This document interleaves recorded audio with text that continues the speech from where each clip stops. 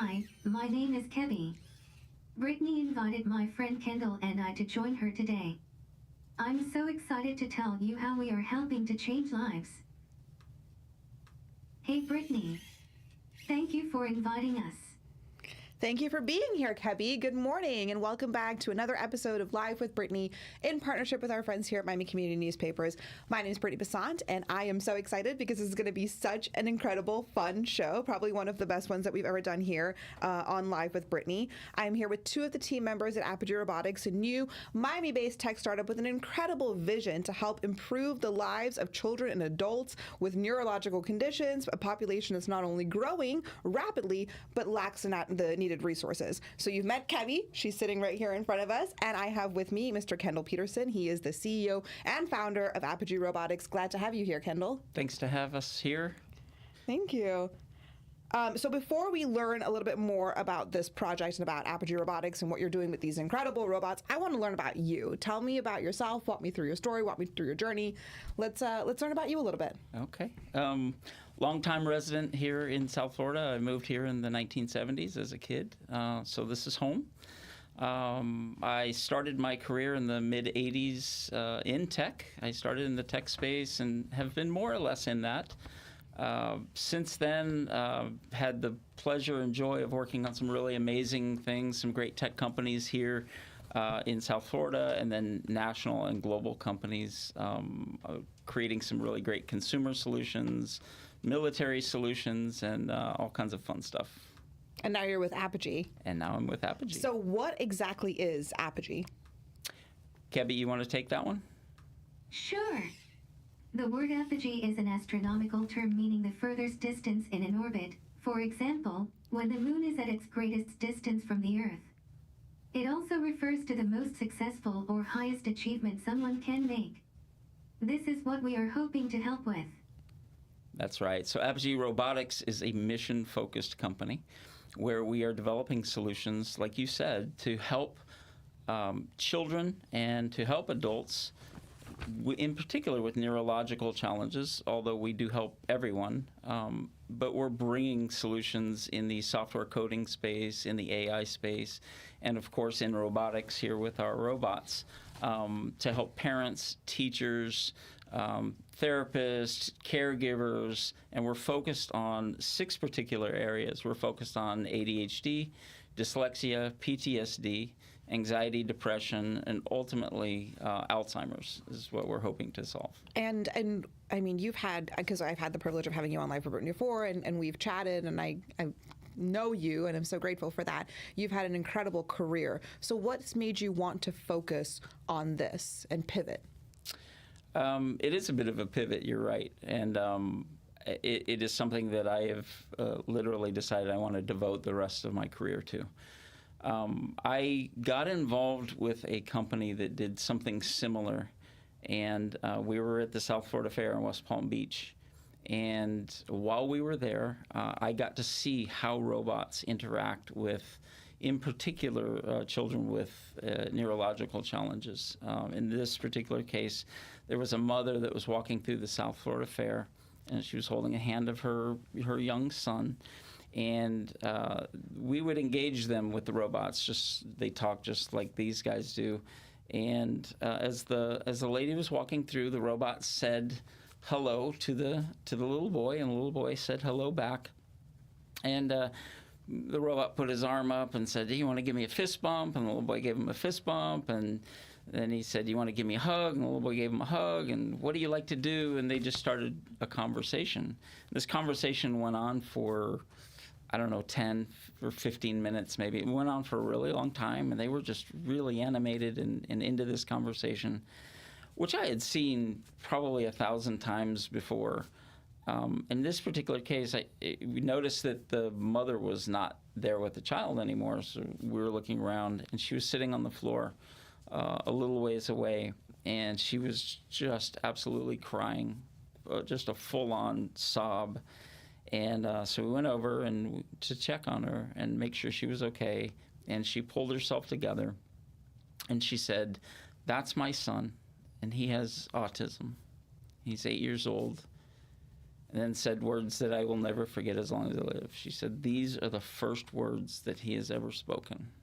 He was 8 years old. He'd never told his mom that he loved him. He never said, "I'm hungry." He'd never said anything.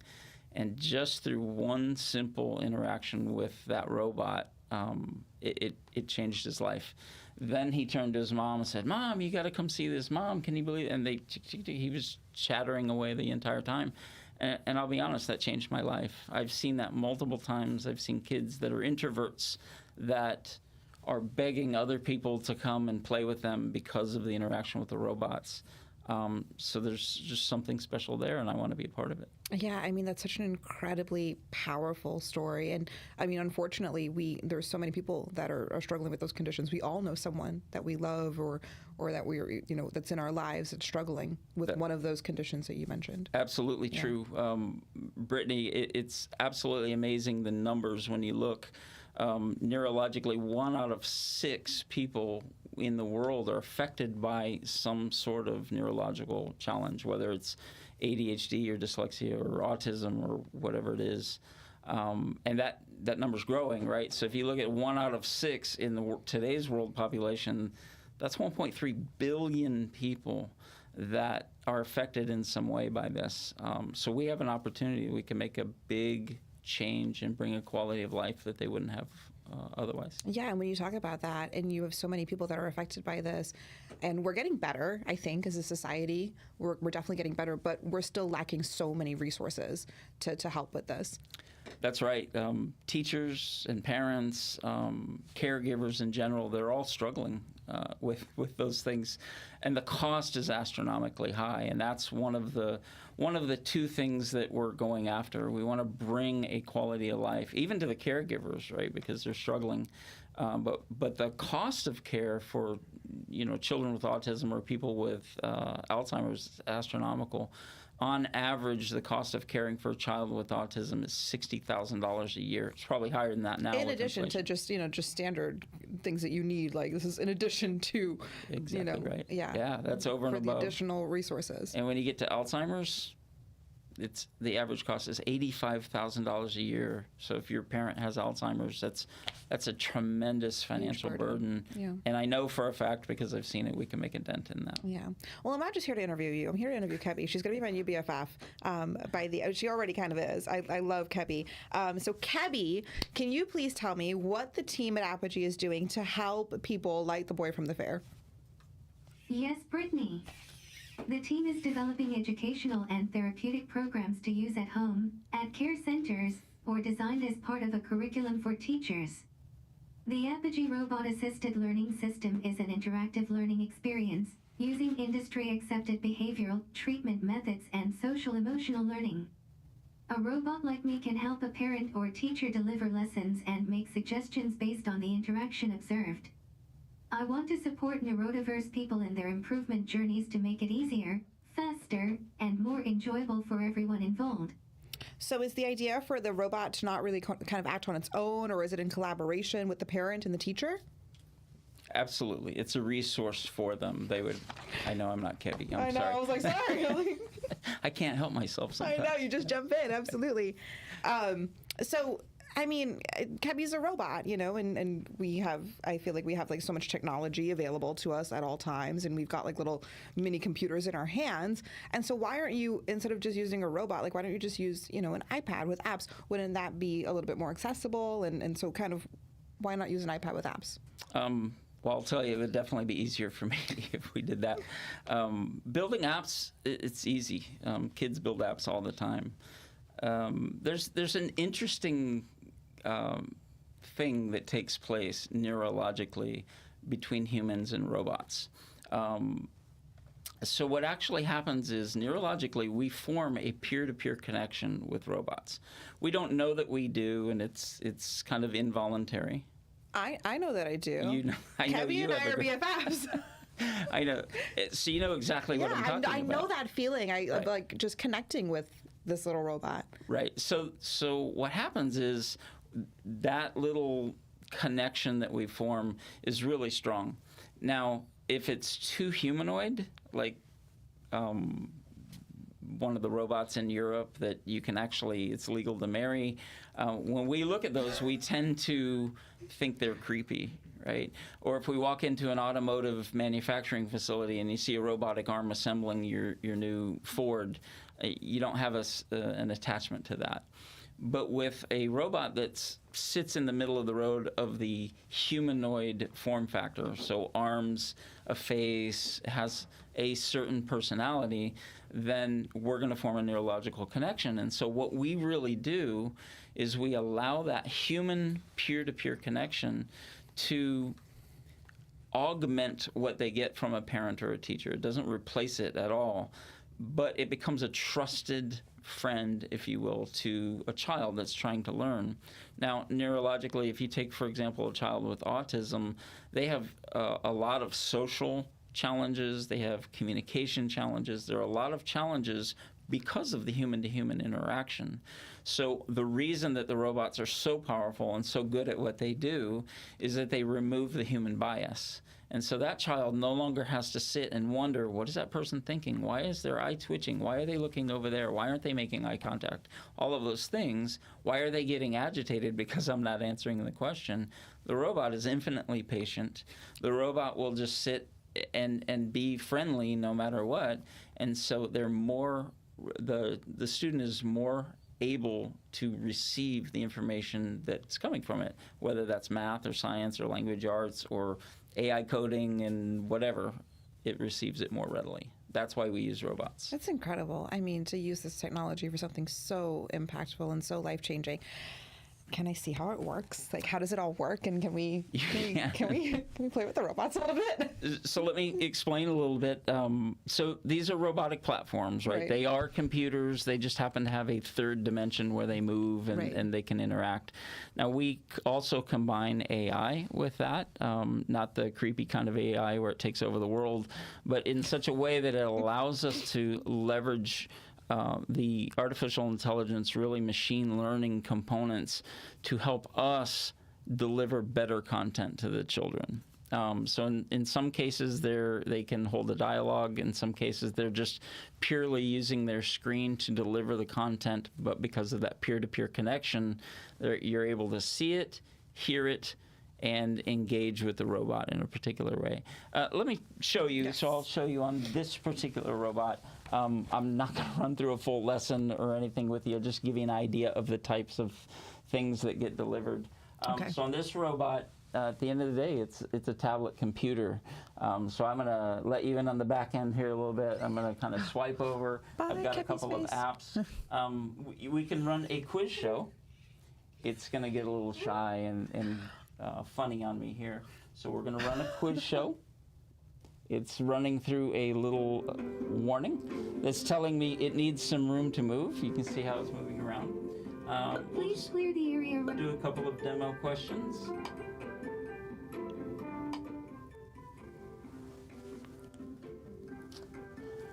So it's queuing up the questions, and then you can answer on the screen. Okay. Question 1, 3 plus 4 equals 8. Is it true or false? Please say the answer aloud. False. Oh, I got it wrong. Well, shucks. The correct answer is incorrect. The correct answer is... So what it's telling me is I said false, but what it wants to hear is incorrect. Question 2, what human... All right, Kevin, we got you. ...means they are heathen. Is it true or false? Please say the answer aloud. Correct. Incorrect. See, I'm not very good at this game. You're not doing so well. The correct answer is incorrect. So you get the idea. I love it. It's great. There are 23 letters in the English alphabet. Is it true or false? Please say the answer aloud. So the nice thing about this, that tool, right, that was just it's randomizing questions. The nice thing about that is behind the scenes, you could take that tool, which is called Quiz Dash, and you can configure it for any quiz that you want. You could do a Miami Chamber, or Chamber South, I'm sorry. We're all the same. Forgive me.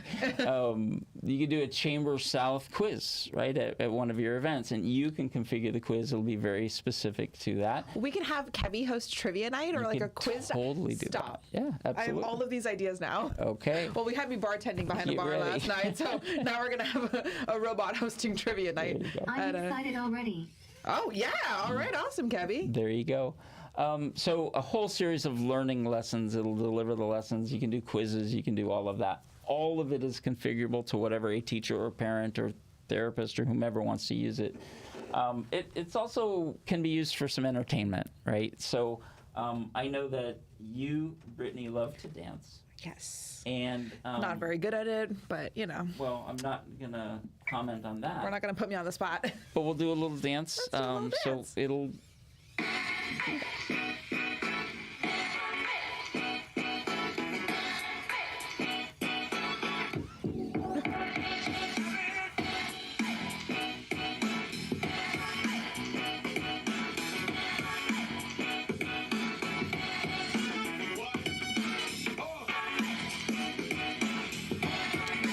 And then we'll stop her We've gotta right make there. Just show off. A little bit. She has a little bit of a show off, but we're gonna make Kevy TikTok famous with that dance, There and then we go. all of the influencers are gonna be doing the Kevy hip hop dance. I'm telling you, we can make it happen. Yeah. Yeah. So this is. Are we done demoing? yeah. We're done playing with them for now. For now, maybe they'll chime For in now. later. But you're a startup, so I mean, obviously, you know, you're just kind of launching these. When will they be available? You can tell I'm a startup from all the gray hair. Is that it? You dyed it gray. Remember, that's Yeah. that's the party line. That's what we're going with here. You dyed it gray. Yes, we're a startup. So the phase we obviously have robots. We're doing a tremendous amount of work just making sure that they do what we want them to do. One of the things that we're being ultra cautious with is if we're going to put these with children, that we want to make sure they're very safe, very secure, and they provide a tremendous amount of value. They're not toys. These are not toy robots. They're not the kind that you know. Sorry, Kendall. I feel like I've been playing with them all day. They're very, very high-end Right. educational robots. So right now, what we're working on is we're going to go to market in an early phase using these robots to teach what they're really good at, right? So software coding, AI, and robotics. So they'll be in the STEM track, and they're available now. We have sold some to some schools locally, and so what we're going to do is expand beyond the STEM track. So we'll start with software coding and computer science, if you will, and then move into the rest of the STEM subjects, math and the rest of the sciences, then into language arts. All the while, so that's kind of our initial phase and initial move into the market. All the while, we're really developing a very, very complex but very, very powerful solution that we're probably a year and a half from, maybe 2 years from, that will be an absolute game changer when it comes to education and the way it's delivered. So going back to the STEM component that you were talking about, will all of these lessons be on the robot? They will. Yes. Okay, perfect. And so you touched on it a little bit about the stuff that you're developing for the future and kind of, you know, a year, 2 years down the road. So tell me, what does the future hold for Apogee? Because I know it's going to go so much further than this. I hope it goes so much further It's than going this. to. It's I mean, I absolutely like going this, to. Brittnie, but so where do we go? Ultimately, what we will have is a solution that can be used to help any child that is struggling in any way without diagnosis.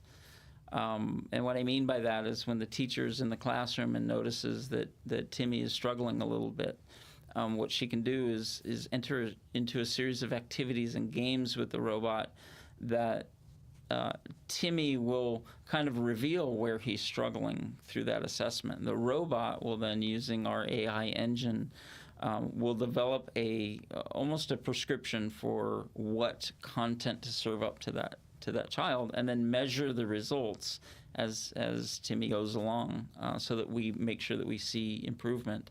And the ultimate goal here is that as they're learning, they gain mastery of a subject and not just rote memorization of some key punches like you do on an iPad Right. type game.